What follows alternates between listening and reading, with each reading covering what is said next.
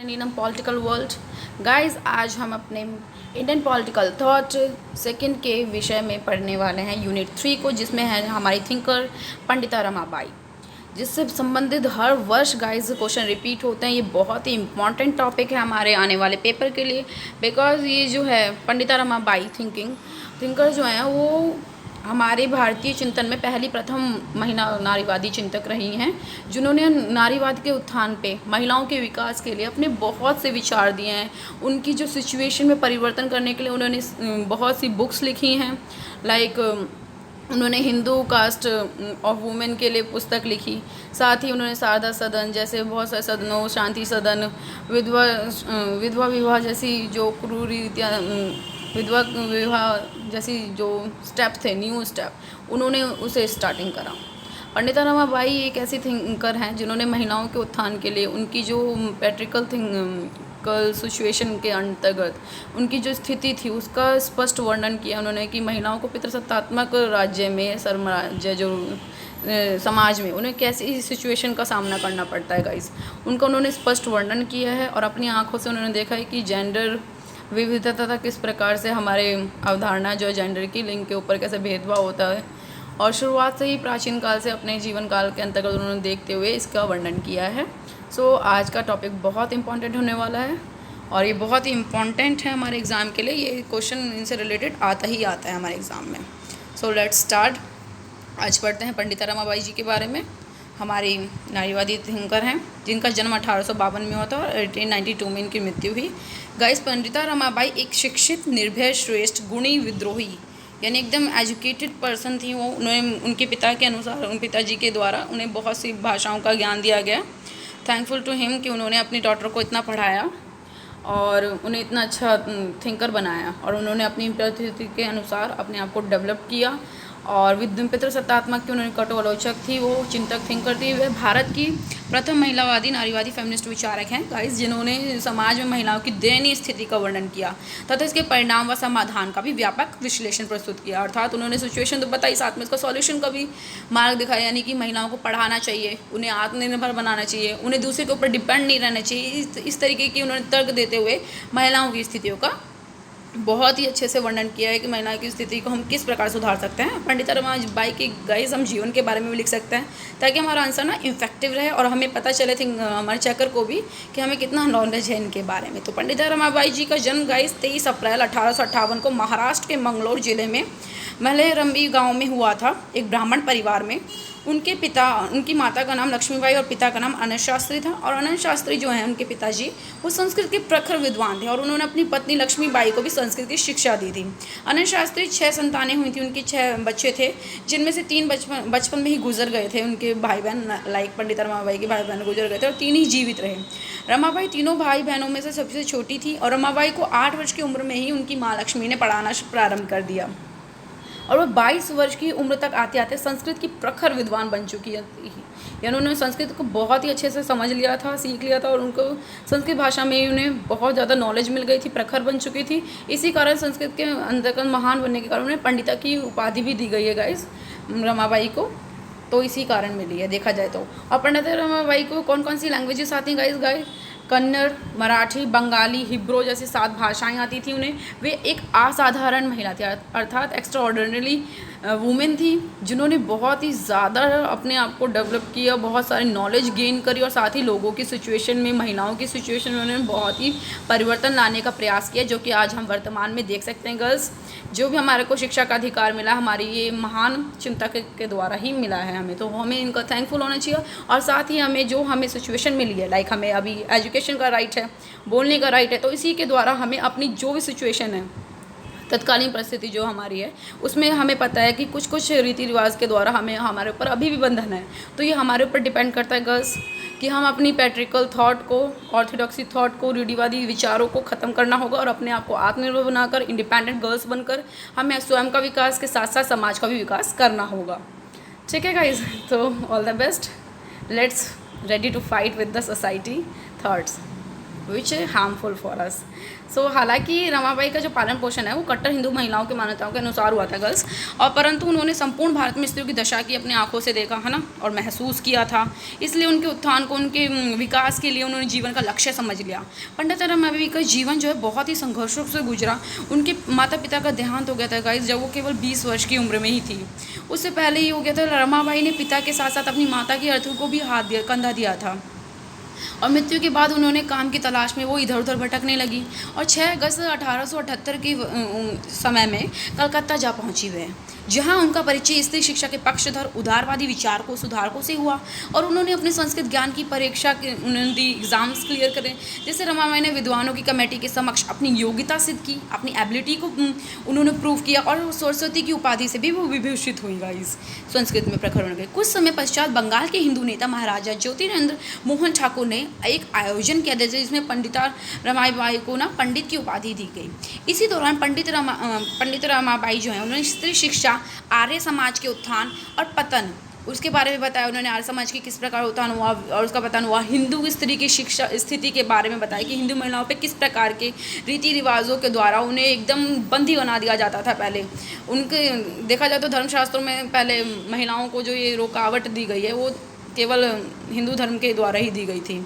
जैसे उन्होंने विषय पर इन्हीं टॉपिक्स पर उन्होंने घूम घूम कर भाषण दिए, लेक्चर्स दिए। रमाबाई ब्राह्मण समाज से भी प्रभावित थी, यानी कि ब्रह्म समाज जो गाइस राजा राम मोहन ने स्थापना की थी ना, ब्राह्मण समाज, उससे प्रभावित थी, मगर एक सीमा तक ही, यानी कुछ लिमिटेशंस तक। असम यात्रा के दौरान रमाबाई की मुलाकात श्री विपिन बिहारी दास से हुई, उनके हस्बैंड है गाइस, उनसे उनकी मुलाकात हुई, जिनसे आगे चलकर उनका विवाह हुआ। इस विवाह को लेकर लोगों ने विरोध किया, क्यों? क्योंकि उनकी अंतर्जातीय विवाह थी, अर्थात जो उनके हस्बैंड हैं उनकी जाति के नहीं थे। तो बापू विपिन बिहारी जो है उनके कयस्थ जाति से थे, जिससे उस समय शूद्र समझा जाता था। उन्हें उनकी अपने समाज ने ही लगभग बहिष्कृत कर दिया था, यानी शादी करने के कारण, छोटी जाति से शादी करने के कारण उन्हें अपने समाज से निकाल दिया गया। पति पत्नी ने विवाह पर उठने वाली आलोचनात्मक प्रतिक्रियाओं का सामना किया। उन्होंने हस्बैंड वाइफ ने दोनों ने फेस किया प्रॉब्लम्स को, और एक उत्साहपूर्वक अपने दाम्पत्य जीवन की शुरुआत भी की, यानी उन्होंने स्टार्टिंग करा अपना लाइफ। बट ये ज़्यादा देर तक दुर्भाग्यवश गाइस बहुत ही बुरा हुआ पंडित रमाबाई के साथ कि उनकी हस्बैंड की मृत्यु केवल 1.5 साल में ही हो गई। 1.5 साल भी पूरे नहीं हुए थे कि उनकी हस्बैंड विपिन बिहारी उनकी बाबू की अकाल में ही मृत्यु हो गई। कुछ समय बाद फिर 30 अप्रैल 1882 को वो पूना पहुंची हमारी रमाबाई, और उन्होंने रनाडे जैसे ये जो हैं थिंकर आदि का स्नेह मिला उन्हें। पूना पहुंचने के अगले दिन ही आर्य समाज की स्थापना भी की। देखो गाइस, उन्होंने आर्य महिला समाज की स्थापना की, और द आर्य महिला समाज में उन्होंने बाल विवाह, जो लड़कियों को बचपन में विवाह कर दिया जाता था, और स्त्री शोषण के खिलाफ काम कर रहा था, यानी स्त्री को जो शोषण हो रहा था उसके विरुद्ध, उन्हें रोकने के विरुद्ध ये काम हो रहा था। स्त्री शिक्षा पर इसका विशेष जोर था, यानी इनका विशेष जोर था कि हमें महिलाओं को एजुकेटेड बनाना होगा ताकि वो अपने अधिकारों को समझकर अपना उत्थान कर सके। अन्य शहरों में भी इसी इनकी शाखाएँ खुली, इसी आर्य महिला समाज की। और इसी दौरान रमाबाई ने जून 1882 में अपनी पहली किताब स्त्री धर्म नीति की लिखी थी, यानी स्त्री के धर्म के बारे में लिखा उन्होंने। और ब्रिटिश सरकार द्वारा नियुक्त हंटर कमीशन ने ही भारत के लिए स्त्री शिक्षा नीति बनाने हेतु कई व्यक्तियों का एक राय मांगी थी ब्रिटिश सरकार ने कि क्या होना चाहिए, कैसी एजुकेशन होनी चाहिए। तो उसमें पंडिता रमाबाई भी शामिल थी हमारी। तो उन्होंने रमाबाई ने ऑफकोर्स हमारी महिलाओं के सपोर्ट में जवाब दिया। रमाबाई ने सुझाव दिया कि शिक्षा के क्षेत्र में महिलाओं को भी बराबरी का दर्जा मिलना चाहिए ना, इक्वल पार्टिसिपेशन मिलना चाहिए हमें। महिला शिक्षिकाओं को बहाल किया जाए, यानी टीचर्स को बहाल किया जाए, उनकी अलग से ट्रेनिंग हो। अपनी भाषा के अलावा हमें अंग्रेजी भी सीखें। पुरुषों की तुलना में उन्हें ज़्यादा तनख्वाह मिले, सैलरी मिले। कॉलेज परिसर में शिक्षिका और छात्राओं के रहने की व्यवस्था करनी चाहिए, यानी उसी समय में उन्होंने देखो इतना सा डेवलपमेंट की थॉट्स उन्हें रिप्रेजेंट की थी हमारी रमाबाई ने ब्रिटिश सरकार को। इसी पुस्तक में उन्होंने तत्वाधान में तत्कालीन वायसराय की पत्नी जो है लेडी डफरिन, उनके नेतृत्व में डफरिन आंदोलन की भी शुरुआत की। यहीं से वो भारत में लड़कियों को मेडिकल शिक्षा देने में भी मदद देने के संगठन उन्होंने संगठन बनाया कि गर्ल्स को डॉक्टरी की पढ़ाई भी करवाई जाए ताकि उनका विकास हो सके ऑफकोर्स। और 1833 को पंडिता रमाबाई ने इंग्लैंड के लिए रवाना हो गई। वो विदेशों के में उन्होंने भ्रमण किया, घूमी फिरी, और वहाँ पे भी लेक्चर दिए। वहाँ पे भी जाके उन्होंने ईसाई धर्म में भी जो प्रॉब्लम्स थी उसे भी सॉल्यूशन किया है हमारी रमाबाई ने।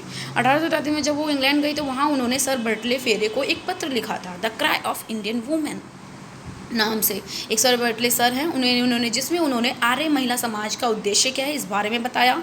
और 29 सितंबर 1833 को रमाबाई ने ईसाई धर्म को स्वीकार किया, है ना।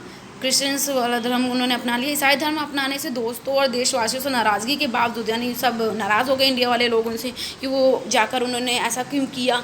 उन्हें इस कदम का कोई अफसोस नहीं था, क्योंकि उन्होंने अपने निर्णय खुद लिया था। जिसमें विश्वास होता है गाइस वो ही धर्म अपना सकता है, हम स्वतंत्र हैं कोई भी धर्म अपनाने के लिए। तो उन्होंने इसलिए उस पर कोई अफसोस नहीं किया। धर्म परिवर्तन के बाद रमाबाई ने अपना नाम मैरी रमा रख लिया था गाइस। वह इंग्लैंड में भी अलग अलग गांव शहर घूमकर स्त्रियों के उत्थान के लिए लोगों को कुछ करने के लिए प्रेरित करती रही, इंस्पायर करती रही है लोगों को। उन्हें अमेरिकी किंडरगार्टन की बनावट और शिक्षा, किंडरगार्टन होता है बच्चों के लिए, उसकी बनावट शिक्षा सिद्धांतों को जानने का अनमोल मौका मिला। उन्हें एक अपॉर्चुनिटी मिली। किंडरगार्टन चलाने वाले महान शिक्षकों के निर्देशन में बच्चों को पढ़ाने की पद्धति सीखी उन्होंने कि छोटे बच्चों को कैसे पढ़ाया जाता है। और शिक्षिकाओं की ट्रेनिंग कॉलेज में कुछ महीनों का कोर्स भी किया उन्होंने, टीचर ट्रेनिंग ली। रमाबाई को फ्रोवेज शिक्षा पद्धति पसंद आई, एक टीचिंग मेथड है वो उन्हें पसंद आया। उन्होंने उसी पे तय किया कि पूना में बाल विधवाओं के लिए, जो बच्ची छोटी उम्र में विधवा हो जाती हैं, उनको आश्रम में रखकर किंडरगार्टन क्लास से पढ़ाई शुरू की जाए। इस प्रकार अमेरिका में रहते हुए इस हमारी हिंदू विधवाओं के लिए आश्रम का नक्शा रमाबाई ने अपने दिमाग में साफ हो चला था। यानी उन्होंने देखो इंग्लैंड में रहते हुए भी वो हमारे भारत की महिलाओं के बारे में सोच रही थी, उनके उत्थान के बारे में सोच रही थी। देखिए गाइस, उनकी थिंकिंग से ही हमें पता चलता है वो पंडित रमाबाई कितनी अच्छी थिंकर थी, जिन्होंने हमारे उत्थान के लिए इतना कुछ किया। Thankful to her. Pandit Ramabai की मशहूर किताब देखते हैं गाइस। रमाबाई ने अपने ब्रिटेन प्रवास में रहकर किताब लिखी the high cast of women. ये पुस्तक उनकी बहुत ज़्यादा फेमस है गाइस। उन्होंने हिंदू महिला के बारे में लिखा, बुरे परिणामों के बारे में, लाइक कि एक हिंदू महिला होने के नाते महिलाओं को कितनी सारी यातनाओं का सामना करना पड़ता है। उन्हें बाल विवाह जैसी क्रूरीतियों, सती प्रथा, जाति जैसे ऐसे तमाम मुद्दों पर लिखा था उन्होंने कि किस प्रकार हम सह रही हैं गाइस। रमाबाई ने शारदा सदन की मुखिया होने के तौर पर महाराष्ट्र में काफ़ी काम किया। उन्होंने महाराष्ट्र में काम किया। कर्नाटक के गुलबर्गा में भी उन्होंने एक स्कूल खोला। तमाम आलोचनाओं के बाद भी वे विधवाओं के उत्थान के लिए काम करती रहीं। और साथ में सरस्वती विवेकानंद से भी उनके कुछ टकराव हुए थे गाइस। शिकागो में सम्मेलन हुआ था ना, धर्म सम्मेलन, जैसे लाइक हम जानते हैं। तो उसमें हमारी फेमिनिस्ट महिला नारीवादी जो है उन्होंने भी वो पार्टिसिपेशन किया था। तो वहाँ वो लेक्चर देने गई थी। तो वहाँ उन्होंने क्या देखा गाइस कि जब हमारे विवेकानंद शिकागो में धर्म सम्मेलन में पहुँचे और उन्होंने हिंदू धर्म के बारे में बहुत अच्छी अच्छी बातें दिखा रहे थे, तो लेक्चर दिया, तो उन्होंने पाया कि रमाबाई की अगुवाई में वहाँ बहुत सी महिलाएं उनके खिलाफ प्रदर्शन कर रही है। नहीं हमारे स्वामी विवेकानंद के खिलाफ उन्होंने प्रदर्शन, क्यों? क्योंकि स्वामी विवेकानंद ने धर्म के बारे में तो बहुत अच्छी अच्छी बातें बताई हैं हिंदू धर्म की, परंतु महिलाओं के उत्थान के लिए उन्होंने कुछ भी पेश नहीं किया, कुछ अपने थॉट नहीं दिए। तो इसलिए वो लोग उनका अपोजिशन कर रहे थे। साथ ही सवाल उठा रहे हैं कि अगर उनका धर्म इतना ही महान है तो उनके देश में महिलाओं की इतनी खराब हालत क्यों है ना? जवाब देना चाहिए इस पर। विवेकानंद के भाषणों में महिलाओं की अनदेखी पर भी वो सवाल उठाए गए। और गाइस, उनके जो लेखन के अतिरिक्त हमारी जो रमाबाई उन्होंने लिखने के अतिरिक्त, सामाजिक कार्य के अतिरिक्त, रमाबाई जो है भारतीय राष्ट्रीय कांग्रेस और इंडियन सोशल कॉन्फ्रेंस में भी सक्रिय हुई। यानी उन्होंने राजनीतिक पार्टीज़ में भी थोड़ा काम किया। यानी महिलाओं की सोच के ऊपर उन्होंने इसलिए भाग लिया ताकि अगर पार्टीज़ के द्वारा भी तो निर्णय लिए जाते हैं ना, इस कानून बनाए जाते हैं, इसलिए उन्होंने थोड़ा राजनीतिक रूप में भी कार्य किया। लाइक दिसंबर 1889 में दोनों का उन्होंने वार्षिक सम्मेलन बम्बई में हुआ था, कांग्रेस और ये राष्ट्रीय कांग्रेस का, इंडियन कांग्रेस का। तो रमाबाई ने इस मंच से भारत की संपर्क भाषा हिंदी को प्रतिष्ठित करने की मांग की। यानी हिंदी को प्रमोट किया उन्होंने कि हिंदी लैंग्वेज को भी पढ़ाइए, आगे बढ़ाइए। उन्होंने बताया कि किस तरह पुरुषों ने स्त्रियों को हाशिए पर धकेल दिया है ना, पुरुषों की वजह से ही महिलाओं की ऐसी सिचुएशन है। और 29 दिसंबर 1889 को इंडियन नेशनल सोशल कॉन्फ्रेंस के मंच से बाल विधवा का उन्होंने, जो विवाह होता है या विधवा जो बन जाती हैं गर्ल्स, उनके ऊपर प्रश्न उठाया और उनकी मांग की कि विधवाओं को मुंडन प्रथा को रोक लगा देनी चाहिए गाइस। जैसा एक हम जानते हैं, पहले शोज़ में भी दिखाया जाता है कि किस प्रकार हमारे धर्म के द्वारा या धार्मिक लोगों के द्वारा, समाज के द्वारा बच्चियों की जब छोटी उम्र में अगर उनका हस्बैंड एक्सपायर हो जाते हैं, मर जाते हैं, माना दुखद की बात है, परंतु इसके कारण उन्हें महिलाओं को मुंडन विवाह यानी मुंडन कर दिया जाता था, उनके बाल कटवा दिए जाते थे। ऐसे अन्यायपूर्ण कार्य हो रहे थे और ये अमानवीय है बिल्कुल। तो इसलिए विधवा की इस प्रॉब्लम्स के उस पर उन्होंने बात की। उनकी आज़ादी होनी चाहिए, भाई वो भी इंसान है, उन्हें अगर जिंदा है तो जीवित रहें, आज़ाद होकर जीवित रहें, वो भी इंसान है, अपना डेवलपमेंट करें। वे अपने मुताबिक जीवन जी सकें। अभिव्यक्ति की स्वतंत्रता का अधिकार पुरुषों के साथ स्त्री को भी समान रूप से मिलना चाहिए ना, क्योंकि दोनों ही पुरुष और स्त्री दोनों ही मनुष्य हैं, इस धरती पे समान रूप से आए हैं। प्रभु ने या भगवान ने जो भी शक्ति है इसके द्वारा हम आए तो सेम ही है ना, सब कुछ हमारे में सेम है, बस जेंडर के अकॉर्डिंग तो हम किसी के साथ भेदभाव नहीं कर सकते ना। तो इसी ऊपर हमारे रमाबाई ने बहुत सारे थिंकिंग दिए guys. I hope you will definitely understood, है ना। This is really nice. Ramabai ने फिर 15 वर्षों के अथक प्रयास के बाद बाइबल का मराठी में अनुवाद किया गाइज। बाइबल जो पुस्तक है उन्होंने उसे मराठी लैंग्वेज में कन्वर्ट किया। इस तरह लंबे समय वर्ष के बाद अपने देश की स्त्रियों की दलित उनकी जो सिचुएशन थी दलित अवस्था से ऊपर उठाकर लाने का प्रयास करते हुए 5 अप्रैल 1922 को वो 64 वर्ष की आयु में पंडित रमाबाई की मृत्यु हो गई। वेरी दुखद बात, बहुत ही ज़्यादा दुखद है मेरे लिए तो सुनकर कि उनकी मृत्यु हो गई। इतनी अच्छी महिला थी, उन्होंने इतना डेवलपमेंट किया हमारे लिए। इस मृत्यु ने चाहे उनकी शारीरिक अवस्था को समाप्त कर दिया, हाँ, परंतु मातृभूमि की जो उनकी अनगिनत बहनों को बेहतर अवस्था में लाने का जो प्रयास, उनका सफल प्रयास उन्होंने किया, उसके कारण वह न केवल इस देश में अपितु संपूर्ण विश्व में तमाम आलोचनाओं से ऊपर उठकर एक श्रेष्ठ मानवतावादी शिक्षक का उन्होंने दर्जा प्राप्त किया है। यानी इतनी अच्छी थिंकर हैं वो, ऑफकोर्स उन्हें हमें प्रमोट करना चाहिए, उनकी सोच को हमें सल्यूट करना चाहिए। अब गाइज हम पंडित रमाबाई जी की जेंडर की अवधारणा के ऊपर गाइज क्वेश्चन आता है तो उसके ऊपर समझते हैं। जेंडर शब्द का जैसे लाइक हिंदी अनुवाद होता है लिंग, अर्थात पुरुष और स्त्री। हम जेंडर का अर्थ पुरुष और स्त्री के रूप में ही नहीं लेते, बल्कि उनमें पाए जाने वाले सामाजिक और सांस्कृतिक अंतर से भी लेते हैं। लाइक समाज में क्या दिखाया जाता है कि पुरुषों को बाहर जाके काम करना है और महिलाओं को घर में काम करना है। तो ये जो हमारी थॉट है कल्चर से अभी तक ये चली आ रही है, तो इसे ही बदलना होगा हमें। इस प्रकार समाजशास्त्र और अन्य सामाजिक विज्ञानों में जेंडर शब्द का प्रयोग औरत और आदमी की जमीनी सामाजिक सच्चाई को समझने के लिए और उनके विश्लेषण एनालिसिस करने के औजार के रूप में किया जाता है। यानी एक अलग ही धारणा बना दी गई है जेंडर की। सदियों से माना जाता रहा है कि औरतें और मर्दों की जो पुरुषों की जो चारित्रिक विशेषताएं, उनकी भूमिकाएं, उनके जो काम हैं और समाज में मिलने वाला अलग दर्जा आदि सब उनकी जैविक यानी जो उनका बायोलॉजिकल शरीर है, बायो है, बॉडी है, लिंग के द्वारा निर्धारित होता है। उसे दूर करने के लिए कुछ कार्य करने के मतलब कुछ करने की ज़रूरत भी नहीं समझी जाती है ना। कुछ जैसे बायोलॉजिकल तो उसमें तो चेंजेस नहीं किया जा सकता, परंतु थॉट में तो चेंजेस किया जा सकता है ना, इक्वलिटी दी जा सकती है ना, तो उसी की बात की जा रही है। समाजशास्त्र में जेंडर की अवधारणा के तहत सेक्स या शारीरिक लिंग एक बात है, लेकिन जेंडर एक अलग है ना। इस अवधारणा का सूत्रपात एन ओकली ने अपनी पुस्तक sex and gender and society, यौन और जेंडर में उन्होंने अंतर करके किया। ओकले का कहना है, एक थिंकर है, उनका कहना है कि यौन एक जैविक धारणा है, यानी जो हमारा बायो है, बॉडी है, वो तो एक बायोलॉजिकल कॉन्सेप्ट है और उसका आधार शरीर है, बॉडी है। जबकि जेंडर जो एक लिंग धारणा बना रखी है, जेंडर संबंध सामाजिक और सांस्कृतिक से है, इसे समाज ने बनाया, सोसाइटी ने बनाई। एक सामाजिक और सांस्कृतिक संरचना है ना, समाज के द्वारा बनाई गई, कल्चर परंपराओं से बनी आ रही है ये धारणा। और समाज पुरुष और स्त्री के कार्यों को परंपरागत और रीति रिवाज के अनुसार ही निर्धारित करता है कि हाँ ये पुरुष काम करेगा, ये काम महिलाएं करेंगी, तो करना ही करना है। एक तरीके से बटन दिया जाता है, मानसिक संतुलन एक तरीके से देखा जाए तो हिला दिया जाता है मनुष्य को रीति रिवाजों के द्वारा। महिलावादियों और नारीवादियों का मानना है कि पुरुषों और स्त्रियों के बीच जो भी असमानता है, भेदभाव है, उसका कारण जेंडर अवधारणा सोच है ना। ये जो सोच है कि कॉन्सेप्ट है, ये कार्य वो करेगा, ये कार्य वो करेगा, तो इसी के ऊपर उनकी सिचुएशन के ये इसी का कारण है। क्योंकि स्त्रियों का समाजीकरण, जो उनका समाजीकरण है, जो सोसाइटी में उनका जो डेवलपिंग होता है, समस्त पालन पोषण, समस्त पारिवारिक पृष्ठभूमि जेंडर के धारणा पे आधार पर ही विकसित हुई है ना। समाज में क्या होता है, हमारे परिवार, समाज किससे बनता है, परिवार से बनता है। परिवार से ही अगर महिलाओं को कर्म शुरुआत से ही उन्हें इक्वलिटी दी जाए, है ना, ताकि वो कुछ भी कर सके, दोनों को इक्वल तरीके से देखा जाए, दोनों को इक्वल तरीके से काम करवाया जाए, तो इक्वलिटी दिखेगी समाज में भी। परंतु जब घर से ही भेदभाव चालू हो जाता है, लड़कियों को अलग नज़रिए से, लड़कों को अलग नज़रिए से देखा जाता है, तो वही जेंडर अवधारणा लेकर आती है गाइस। इस प्रकार जेंडर एक सामाजिक अवधारणा है जिसमें स्त्री पुरुषों के अस्तित्व को स्वीकार किया जाता है और जेंडर के आधार पर ही सामाजिक संस्थाओं में देखा जाए तो जो सोशल एनजीओज होते हैं, ऑर्गेनाइजेशन होते हैं, उसमें भी असमानता देखी जाती है, इनइक्वलिटी, क्योंकि यह समाज में स्त्री और पुरुषों की हैसियत का निर्धारण करता है कि हाँ इसकी सिचुएशन ऐसी है। लाइक चाहे समाज का भारतीय हो या विदेशी, हम देख सकते हैं महिलाओं की स्थिति तो सेम ही रही है ना। जैसे लाइक मैरी वॉस्टनक्राफ्ट ने भी गाइस हमारे पाश्चात्य थिंकर रही हैं, नारीवादी, जिनके विषय में हमने अपने वेस्टर्न पॉलिटिकल थॉट वाले में विषय में पढ़ा है गाइस, है ना, मेन कोर फर्स्ट में, और इस वाले में हम अपने इंडियन पॉलिटिकल थॉट में पढ़ रहे हैं। तो पंडित रमाबाई ने भी महिलाओं की स्थिति के बारे में बताया, लिखा कि उस दास्तां की गहराई को पूरी तरह से समझा जा सकता है कि महिलाओं को कैसे प्रकार से दास बना दिया गया एक तरीके से, जिसमें भारतीय स्त्रियों की निर्दयी अंधविश्वास और सामाजिक रीति रिवाज को द्वारा जकड़ी गई हैं महिलाएं।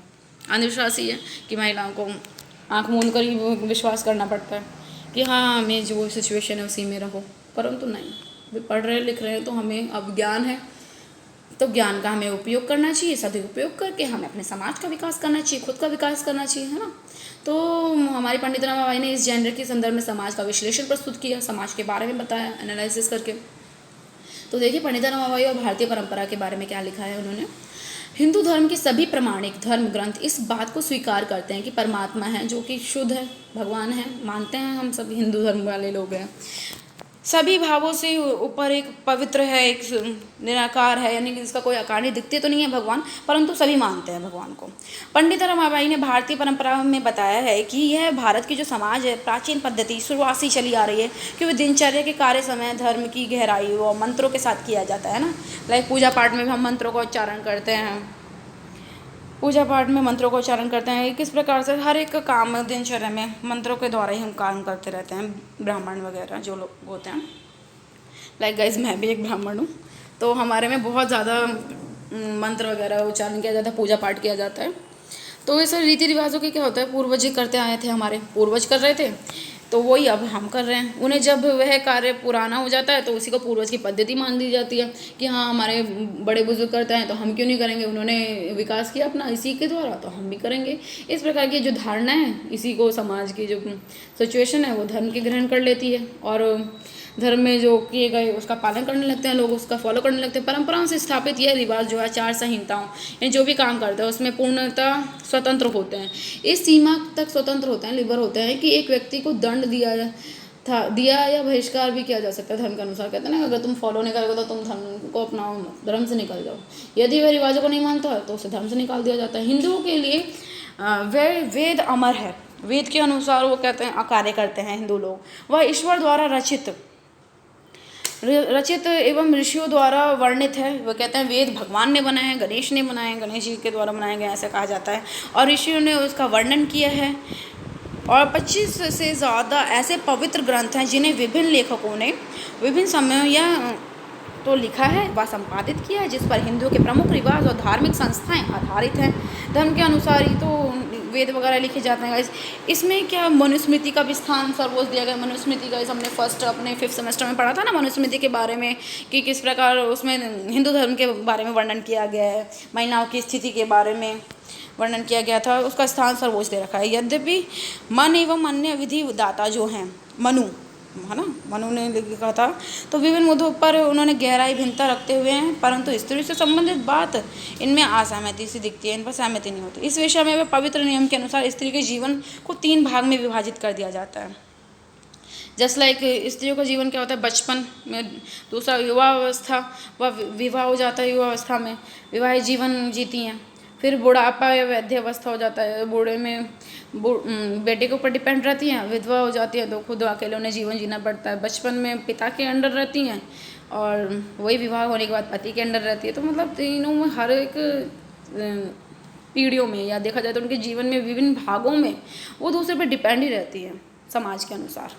तो इस तरह रमाबाई अपनी पुस्तक में सबसे पहले प्राचीन काल व पुरातन धर्म के ग्रंथ में स्त्रियों की सामाजिक, आर्थिक, राजनीतिक व बौद्धिक स्थिति के बारे में वर्णित करते हैं कि हाँ महिलाओं की ऐसी ऐसी सिचुएशन थी, उनकी सामाजिक इस प्रकार से थी, आर्थिक, राजनीतिक और बौद्धिक स्थिति के बारे में बताया, जैसे कैसे कैसे धीरे धीरे उनके अधिकार, स्वतंत्रता, समानता में क्या परिवर्तन हुआ, क्या क्या चेंजेस हुए। लाइक अन्य देशों में तो चेंजेस हो रहे थे ना, इसी प्रकार उन्होंने अध्ययन करने के पश्चात हमारे देश में भी लेकर आई और उनके समकालीन समय में स्त्रियों की क्या स्थिति थी उन सभी का वर्णन किया है।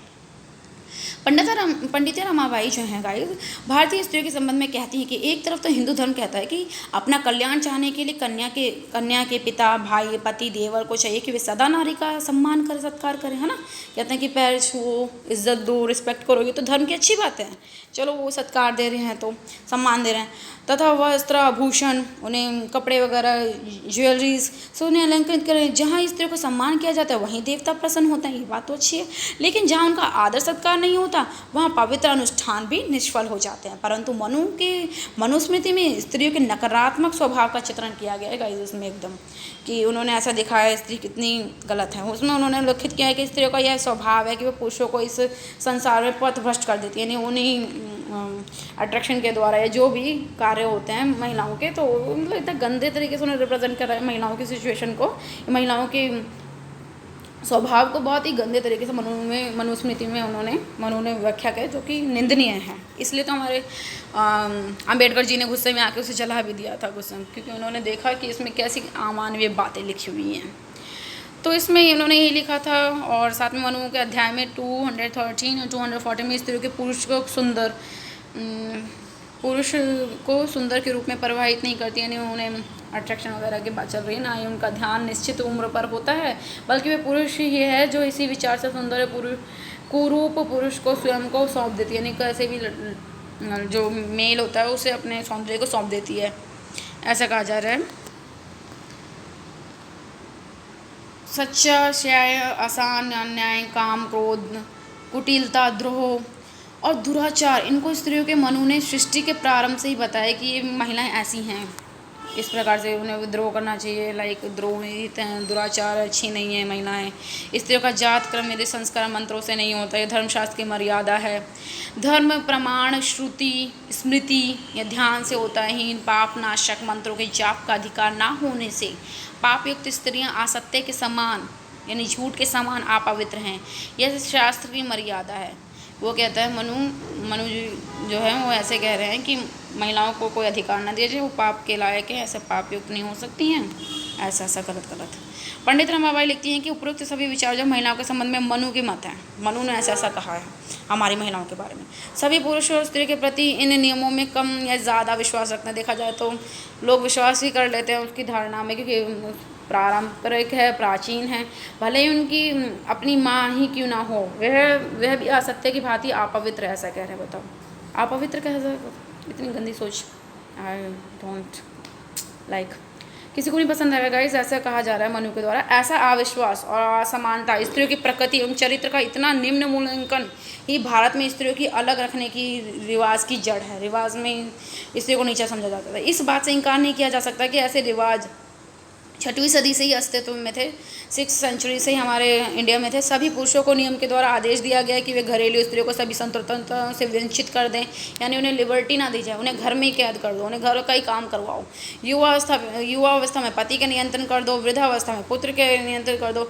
स्त्री समाज में रहने के योग्य ही नहीं है, स्वतंत्र रहने के योग्य ही नहीं। बताओ ऐसी बात कही जा रही है, स्त्री स्वतंत्र रहने के योग्य नहीं, कोई भी बल द्वारा स्त्री की रक्षा नहीं की जा सकती, किंतु इन उपायों से स्त्री की रक्षा की जा सकती है अगर हम स्त्री को स्त्री धन देते हैं, लाइक है ना, जो लाइक माता पिता शादी के समय देते हैं, और व्यय वस्तु और पदार्थों की शुद्धि पति तथा अग्नि की सेवा करना, घर तथा बर्तन आदि की सफाई में नियुक्ति करे, ये सभी कहा जा रहा था। तुम इसी में खुश रहो, महिलाओं को इसी में खुश करवाया गया। पंडित रमाबाई लिखती हैं कि मनुस्मृति साहित्य को कठिन परिश्रम व निष्पक्षता से पढ़ें। अगर हम ध्यान से उसे पढ़ें, देखें क्या क्या लिखा है मनु ने, तो ये पहचानने में कभी धोखा नहीं हो सकता कि उन्होंने उनके मत कई 100 लोगों में से एक हैं जिसने दुनिया की नज़रों में स्त्रियों को घृणास्पद जीवन बिताने में अपना सारा जोर लगा दिया। उन्होंने महिलाओं की एकदम गंदी सिचुएशन बनाने में अपना जोर लगा दिया मनु ने। अब देखते हैं गाइस, हमारी जो पंडित रमाबाई हैं उन्होंने महिलाओं के डेवलपमेंट के लिए शिक्षा को प्रमोट किया, एजुकेशन को। भारत में स्त्रियों के मध्य स्त्रियों के बीच शिक्षा की कमी होने को हम विभिन्न गणना के अनुसार हम परिणामों व शैक्षणिक आयोगों की रिपोर्टों में देख सकते हैं। लड़कियों को स्कूलों से निकाल कर उनकी शादी कर दी जाती है ना, कई सारी रिपोर्ट्स में भी देखा गया है। गर्ल्स की 10th 12th के अंडर में शादी हो जाती है, तो वह पढ़ाई लिखाई से बिल्कुल ही कट जाती हैं, बिल्कुल हट जाती हैं, पढ़ाई लिखाई करने ही नहीं दी जाती उन्हें, क्योंकि किसी भी युवा स्त्री या लड़की या किताब कागज़ का होना उनके पति के घर के अन्य लोगों की उपस्थिति में कुछ पढ़ना ही शर्मनाक माना जाता था। अभी तो वैसे कम हो रहा है, परंतु अभी भी हमारा देखा जाए तो पिछड़े लोगों की सोच यही रह गई है। महिलाओं को इतना लिबर नहीं देखा जा सकता उनके द्वारा। ऊंची जाति की स्त्रियों के मध्य भी एक विश्वास फैला हुआ है कि वह अगर पढ़ने या पेन पकड़ लेंगी तो उनके पति की मृत्यु हो जाएगी। बताओ ऐसी बात है। विधवा होने का तो डर उनकी ज्ञान पिपासा पर ही विजय प्राप्त कर लेता है, यानी कि कहते हैं अगर हम पढ़ लेंगे तो हमारे पति एक्सपायर हो जाएंगे, हम विधवा बन जाएंगे। अगर कोई इतनी भाग्यशाली होती है तो अन्य किसी तरह से पढ़ने लिखने की इच्छा व समय बचा पाती है। यानी कोई जो कहते हैं बड़ी लड़की है जो पढ़ रही है, तो उसे भी डर लगता है, डर रहता है कि कोई उसे देख ना ले, छुप छुप के पढ़ना पड़ता था उसे काम काज पर सभी गिद्ध की तरह निगरानी रखते थे। यानी देखा जाए तो महिलाओं की ऐसी सिचुएशन है कि जब भी वो पढ़ने लिखने जाती है तो कोई कहता है काम करो, ये करो। अभी भी देख सकते हैं देखा जाए तो। अतः उसकी पढ़ाई को ज़्यादा लंबे समय तक हम स्वतंत्र नहीं देखा रखा जा सकता।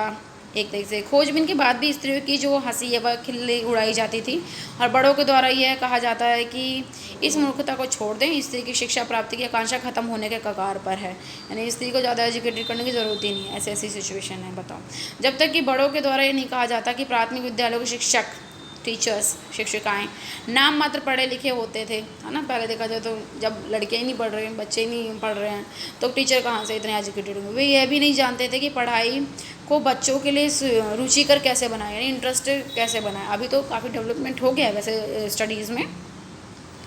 परिणाम स्वरूप अनेक लड़कियां जो है इन प्राथमिक विद्यालयों में दूसरी या तीसरी कक्षा में पढ़ चुकी हैं कि वे अक्सर जल्दी से अपने याद किए गए पाठों को भूलना भी आदत सी बना लेती है कि जो भी पढ़ा होता है वो भूल जाते हैं। संसार से अलग देखा जाए तो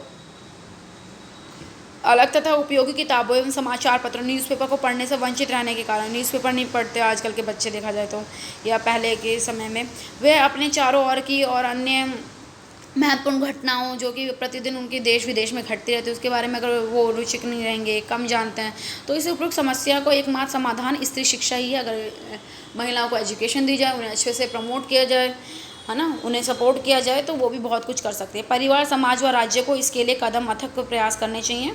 स्त्री की जो शिक्षिकाएँ हैं, टीचर्स हैं, उनके पंडित रमाबाई कहते हैं कि इतनी विशाल अनपढ़ और शोषित महिलाएं जो हैं, बहुत सारी महिलाएं हैं जो अभी भी अनपढ़ हैं और शोषित हैं, सह रही हैं जुर्मों को। तो आबादी के हिसाब से इस शिक्षित स्त्री अध्यापिकाएं टीचर्स को बहाल करना नगण्य बहुत कम होती हैं कि अगर जो पढ़ेंगी नहीं तो वो पढ़ाएंगी कैसे। तो इसी प्रकार बहुत कम है देखा जाए तो। एक ऐसा देश जहाँ जाति और स्त्रियों का स्वीकार किया जाता है, स्त्रियों के काम वगैरह जाति और स्त्री पथ, राष्ट्रीय धर्म, मत के अनिवार्य अभिमत की भांति स्वीकार किया जाता है, वहाँ हम इस बात की बहुत कम आशा कर सकते हैं कि स्त्रियों के मध्य उपयोगी ज्ञान का सामान्य प्रसार हो पाएगा। वो भी सोच रही थी, पंडित रमाबाई चाहती तो थी कि सभी को एजुकेशन मिले, परंतु इतनी विशाल जनसंख्या अनपढ़ थी उस समय। अभी तो काफ़ी डेवलपमेंट हो चुका है, काफ़ी बच्चे पढ़ रहे हैं, काफ़ी गर्ल्स को मिल रहा है अधिकार, परंतु जो पिछड़ी लोग जिन्होंने नहीं पढ़ा, जिस घर में माता पिता नहीं पढ़े हैं या जिनके अंडर में रहती हैं महिलाएं, तो वो काफ़ी हद तक देखा जाए तो कहीं कहीं नहीं पढ़ाया जाता, छुड़वा दी जाती है पढ़ाई लड़कियों की। तो इसी विषय में कहा जा रहा है सामान्य प्रसार हो पाएगा। इसलिए भारत में स्त्रियों के लिए एक बात आवश्यक है कि उन्हीं में से कोई स्त्री आए, निकल कर आए, यानी हम गर्ल्स जो पढ़ रही है वो हम आएँ और जो अपने कथन एवं उदाहरण द्वारा इस संदेश को अपनी साथी महिलाओं तक पहुंचाने को अपना जीवन कार्य बना ले, यानी अपने जीवन का लक्ष्य बना ले। हम सभी महिलाएं मिलकर, हम सारी गर्ल्स मिलकर अपने जहाँ भी जाकर देखें सोसाइटी में कौन कौन अनपढ़ है, किसे नहीं आता है, तो उसे जाके हम ट्यूशन्स दे सकते हैं फ्री में, है ना, जिनके पास पैसे नहीं होते। तो हम इस प्रकार से महिलाओं की हेल्प कर सकते हैं। हिंदू स्त्री की दशा सुधारने के लिए जो तत्काल प्रमुख माध्यम हो सकता है वह है हिंदू स्त्री में शिक्षा का प्रसार होना, तैयार होना। इसके लिए स्त्री अध्यापिकाओं के प्रशिक्षण, उनके ट्रेनिंग के लिए सामान्य विद्यालय की स्थापना करनी चाहिए, स्कूल्स बनाने चाहिए।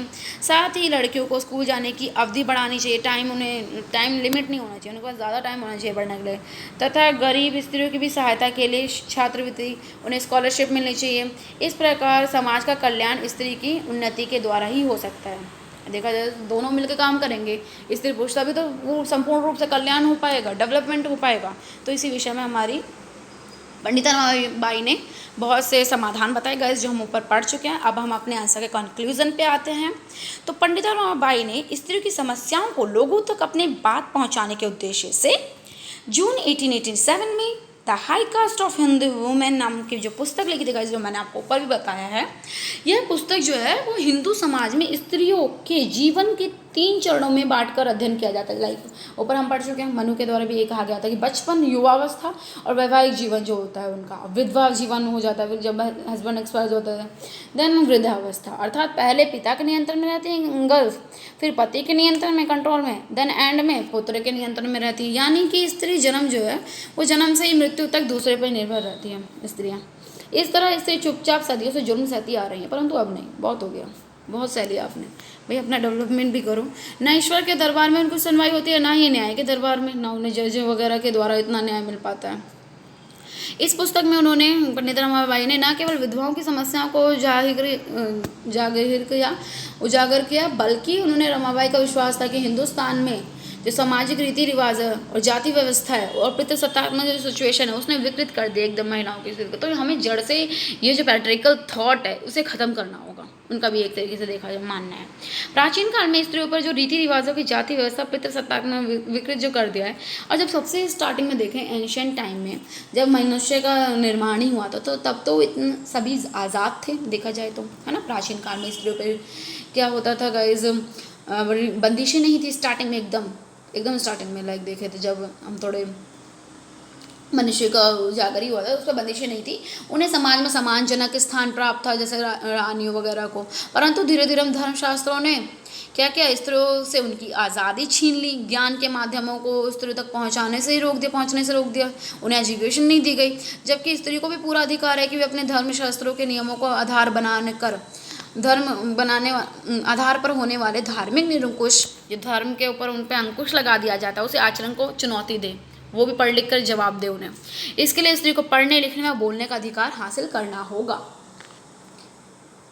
इस प्रकार पंडित रमाबाई लिखती हैं कि औरतों की जो स्थिति है हमें जो परिवर्तन लाना होगा, हमें उसमें चेंजेस लाने हैं, तो उन्हें आत्मनिर्भर बनाना होगा, इंडिपेंडेंट बनाना होगा, किसी को डिपेंडेंट नहीं होना होगा, स्त्रियों को एजुकेटेड होना होगा और कार्यकुशल एकदम स्किल डेवलपमेंट करना होगा अपना, ताकि वो अकेले भी जीवन निर्वाह कर सके, है ना, किसी के ऊपर डिपेंड ना रहे और देश का विकास कर सके। इसलिए वो उन्होंने उपयुक्त विचार के कारण ही पंडित रमाबाई को न केवल महिला साम्राज्य, फीमेल किंगडम, सरस्वती, ये सभी उपाधि दी गई। फीमेल किंगडम, उन्हें महिलाओं का साम्राज्यवादी माना गया कि उन्होंने महिलाओं को इतना ज़्यादा एक तरीके से महिलाओं के बारे में अच्छे अच्छे विचार दिए, उनकी सिचुएशन को बदलना चाहा, तो इस प्रकार उन्हें सरस्वती की उपाधि मिली, पंडिता की उपाधि मिली। और ब्रिटेन के साम्राज्य में उन्होंने, बल्कि ब्रिटेन के जो साम्राज्य चला था 1919 में, उन्हें केसर ए हिंद की उपाधि से भी नवाजा गया, जो कि उपनिवेशिक शासन में भारतीयों को दी जाने वाली सर्वोच्च उपाधि थी। तो इस प्रकार हम देख सकते हैं गाइस, हमारी जो पंडिता रमाबाई उन्हें केसर हिंद से भी नवाजा गया, जो कि बहुत ही बड़ी बात है। इसके अलावा उनकी रचनाएं the Hindu caste of women, जो को नारी के उत्थान की दिशा में, महिलाओं के विकास की दिशा में उन्होंने पहला नारीवादी घोषणा पत्र भी कहा जाता है। इस तरह न केवल भारतीय बल्कि पूरे विश्व में उनकी नारी संबंधी, जो महिलाओं से संबंधित थॉट्स हैं, उनके उत्थान के लिए उन्होंने जो अपने समाधान बताए, सॉल्यूशन बताए, बल्कि शारदा सदन उन्होंने खोला, ब्राह्मण महिलाओं के लिए मुक्ति सदन, क्रिश्चियन लड़कियों के लिए कृपा सदन व बच्चियों के लिए, लड़कियों के लिए उन्होंने सदानंद सदन, लावारिस बच्चों के लिए, मतलब इतने सारे उन्होंने सदन खोले, एनजीओस खोले, प्रीति सदन, छोटे बच्चों के लिए प्रेम सदन, 60 वर्ष से जो अधिक महिलाएं थी, विधवा हो जाती हैं या बूढ़ी हो जाती हैं, उन महिलाओं के लिए उन्होंने शांति सदन जैसी व्यवस्थाएं की। कार्यों को धरातल पे करने के कारण सदा ही उनका नाम जो है आभारी रहेगा, और हम उन सबके आभारी रहेंगे, पंडित रमाबाई के, और ऋणी रहेंगे, क्योंकि उन्होंने हमें इतनी अच्छी सिचुएशन दी, हमें एजुकेशन का राइट मिला है, बोलने का अधिकार मिला है, वो इन सभी थिंकर के स्टार्टिंग से उनके प्रमोट करने की वजह से मिला है गाइस। तो अब हम इम्पॉर्टेंट क्वेश्चन देख लेते हैं गाइस, जो हमने ऊपर कॉन्सेप्ट पढ़ा है अपना 6 सेमेस्टर से रिलेटेड। तो पंडिता रमाबाई जो है, उनके पंडिता रमाबाई के संदर्भ में जेंडर की अवधारणा का आलोचनात्मक वर्णन कीजिए। हमने ऊपर पढ़ लिया गाइस, बहुत इंपॉर्टेंट है। इस प्रकार से क्वेश्चन पूछेगा आपको, जिससे ये तीनों क्वेश्चन के आंसर गाइस हम ऊपर लिख चुके हैं, मैं बता चुकी हूँ, तो इसी प्रकार से आपको अपना आंसर लिखना है। सेकंड है, पंडिता रमाबाई के अनुसार भारतीय समाज, ज्ञान, परंपरा के आलोक में भारतीय स्त्रियों की स्थिति का वर्णन करें, है ना, इंडिया की जो महिलाओं की सिचुएशन के बारे में हमने ऊपर पढ़ा। थर्ड है, स्त्री मुक्ति से संबंधित पंडिता रमाबाई के विचारों और चिंतन का अवलोकन प्रस्तुत कीजिए, यानी कि उन्होंने किस प्रकार से अपनी महिलाओं के संबंधी विचार दिए, स्त्रियों को, है ना, मुक्त करने के लिए, शिक्षा को प्रमोट किया, आत्मनिर्भर बनने के लिए प्रमोट किया। तो इन सभी हमें विषयों पर अच्छे से एनालिसिस करके लिखना होगा गाइस। सो आज का कॉन्सेप्ट क्लियर होता है, मैं आपको PDF भी डिस्क्रिप्शन में डाल दूँगी। So please like and subscribe my channel. Thank you for watching and best of luck for the exams.